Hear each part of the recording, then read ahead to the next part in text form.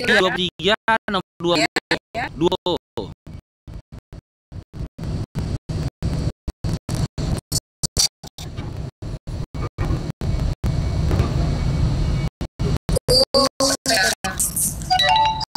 Lo kan udah kubacakan tadi, Tok.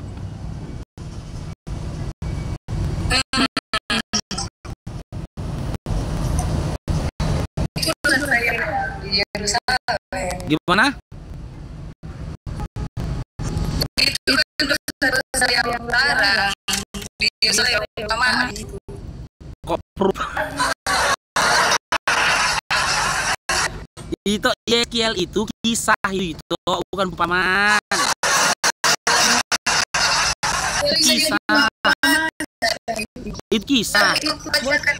Bacakan itu sampai ke bawah, jangan sepotong-sepotong. Iya, dari nomor 1 lah itu baca kalau nggak percaya, silakan. Kalau kitab Salomo nasihat, gitu loh. Dari nomor 1 bacalah. Ada anak dari 2 orang, ada 2 orang anak dari 1 ibu, Oloha dan Oholiba. Kan kisah itu, bukan perumpamaan gitu loh. Bener nggak? Bener nggak kalau itu kisah? Bener nggak? Kisah yang diceritakan dalam Yeskiel 23 itu bener nggak? Iya, tapi itu baca sampai habis. Maknanya dari situ apa? Gitu. Udah aku baca, ya maknanya kisah. Dia menceritakan pada kisah pada masa itu gitu loh. Yang jadi pertanyaannya, orang pada masa lampau yang punya aurat, zakarnya sebesar zakar kuda itu siapa?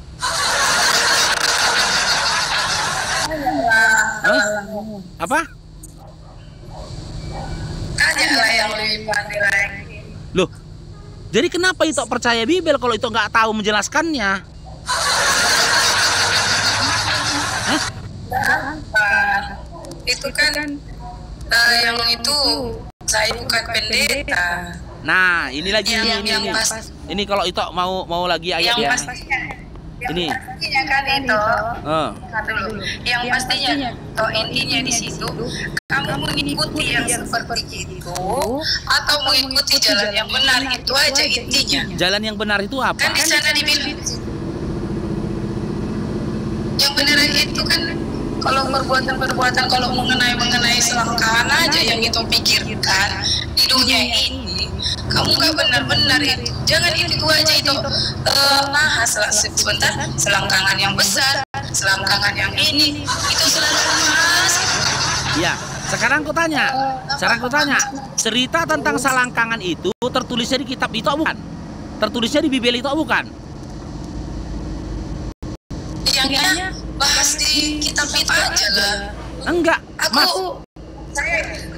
Saran yang saya sarankan, saya itu gitu loh. Saya sarankan itu baca Al-Quran itu. Sudah ku baca itu. Itu sudah ku baca. Sudah ku. Baru itu mau dapat yang banyak. Ini itu mengaku Islam mualaf. Iya. Mualaf kan itu. Iya. Itu maaf. Mualaf itu.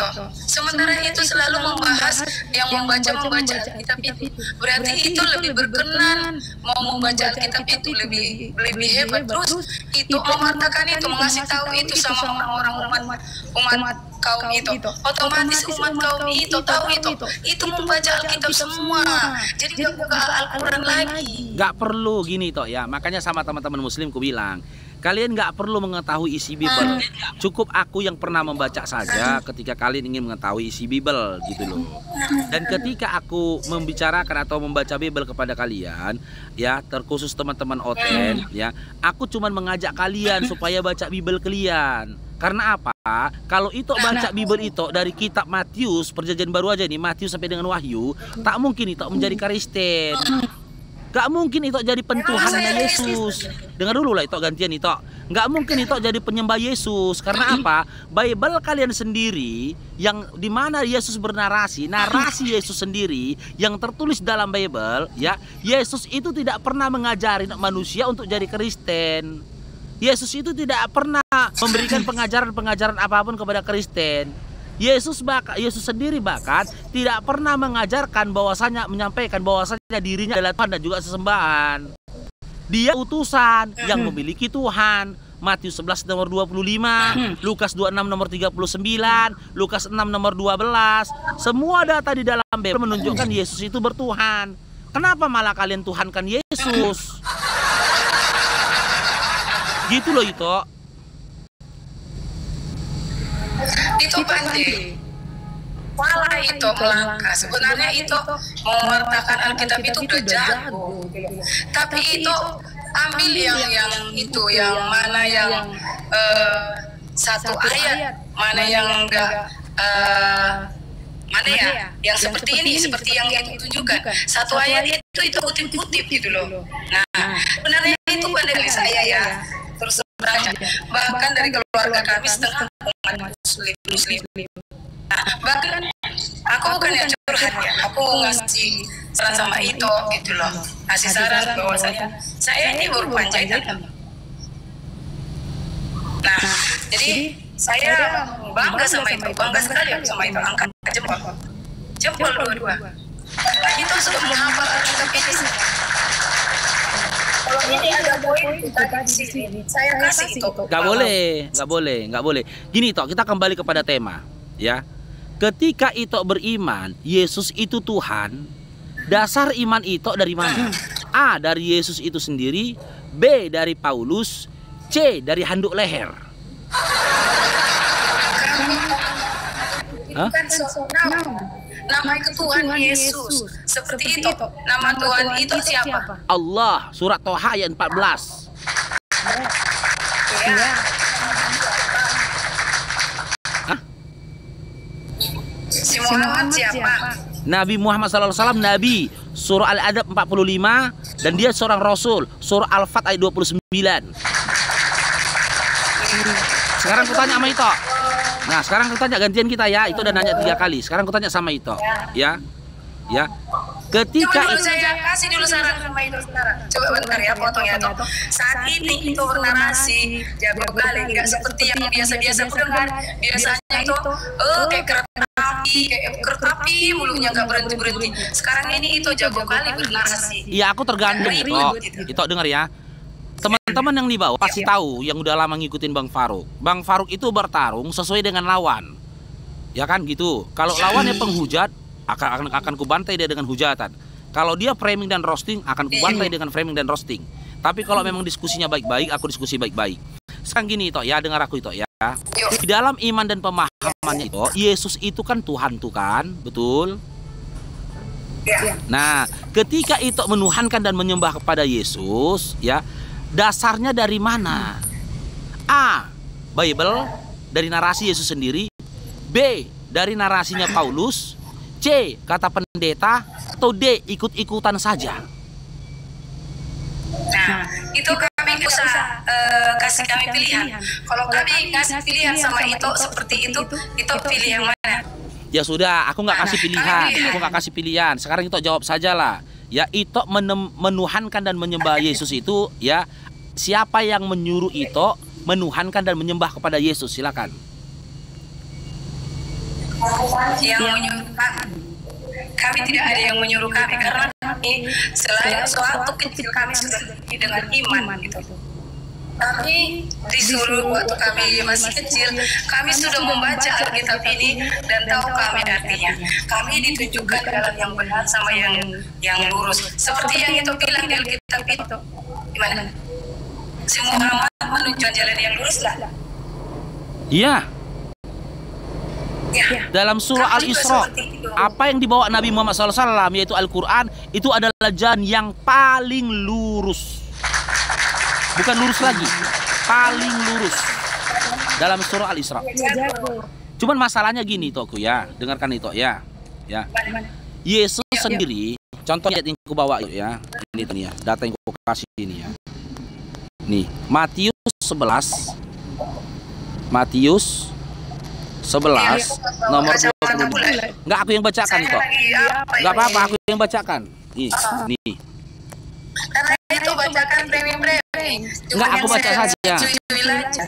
Pada waktu itu berkatalah Yesus, aku bersyukur kepada Bapa, Tuhan langit dan bumi, karena semuanya itu engkau sembunyikan bagi orang bijak dan pandai, tetapi engkau nyatakan kepada orang kecil. Sekarang saya tanya, berdasarkan 11:25 ini, siapa Tuhan langit dan buminya?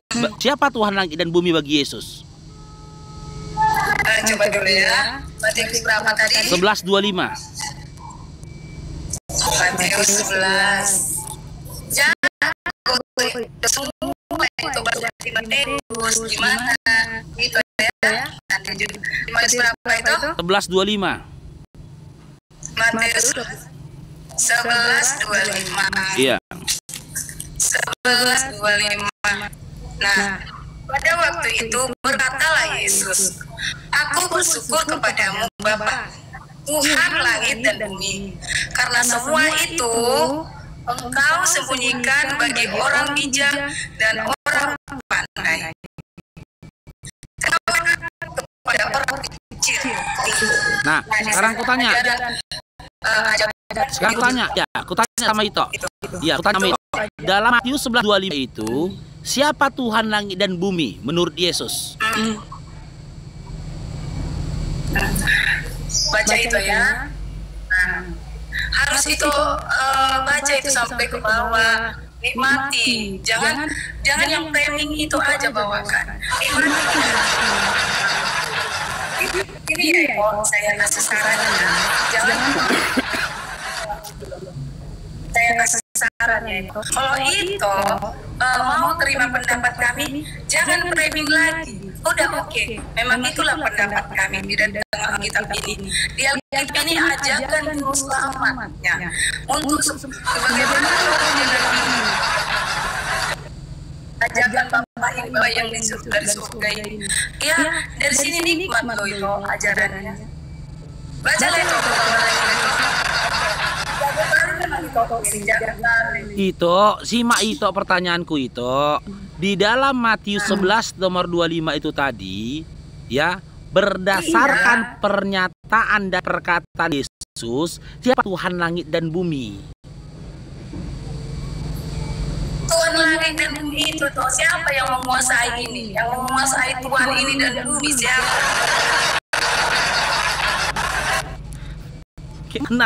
Kayak mana aku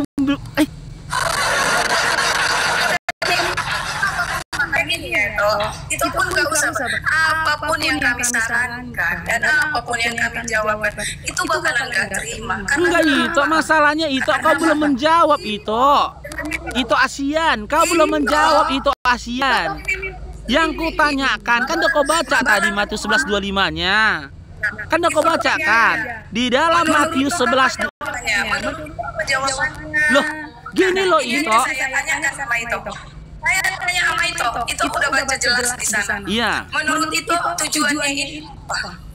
Nah, aku tadi bertanya ke itu kan, berdasarkan Matius 11:25. Karena itu udah itu tanyakan kan, udah itu bacakan kan. Iya. Saya bertanya. Iya. Itu baca dari sini, itu baca dari sini. Apa yang itu kutip seperti itu. Kalau apapun yang kami bilang, iya aku jawab ya, aku tanggapin ya. Kutanggapin ya, oke.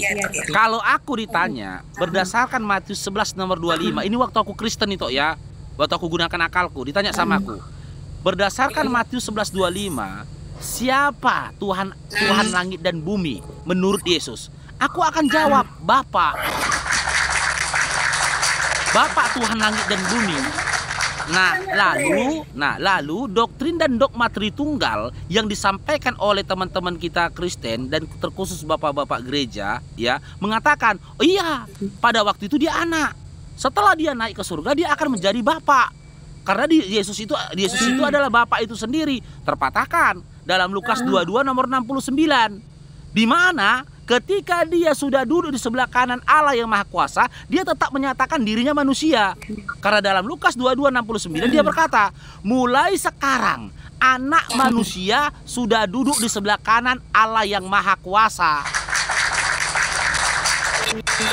Lalu dogma Tritunggal pun yang menyatakan Yesus itu Bapa itu sendiri terpatahkan juga di dalam Yohanes 20 nomor 17. Di mana Yesus berkata, jangan kau memegang tanganku, sebab aku akan pergi menemui Bapakku, Bapakmu, Allahmu dan Allahku.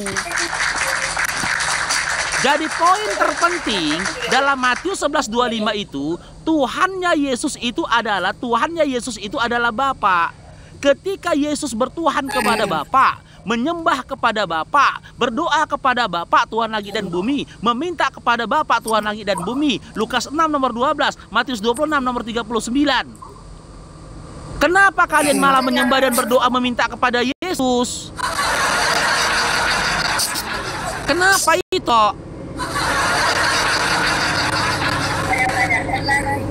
Kenapa itu berdoa sama Muhammad? Nggak pernah aku berdoa kepada Nabi Muhammad. Jadi siapa yang berdoa? Hah? Sama siapa itu berdoa? Nggak pernah aku berdoa dan meminta kepada Nabi Muhammad SAW. Bahkan Nabi kami Nabi Muhammad SAW bersabda, janganlah kalian berlebih-lebihan terhadapku sebagaimana orang-orang Nasoro yang berlebih-lebihan terhadap Isa ibnu Maryam. Begitu itu, gitu. Jadi begini itu, jika memang itu mengikuti ajarannya Yesus, jika memang itu mau mengikuti perkataannya Yesus, ya, itu harusnya menyembah kepada sosok yang disembah oleh Yesus, bertuhan kepada sosok yang dituhankan oleh Yesus, patuh kepada sosok yang dipatuhi oleh Yesus itu sendiri.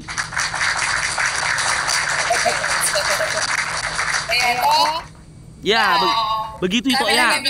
Mudah-mudahan itu mendapat hidayah sehingga suatu saat nanti ketika aku ketemu sama Ito, aku lihat kecantikan Ito dengan menggunakan kerudung seperti kakak yang di sebelah.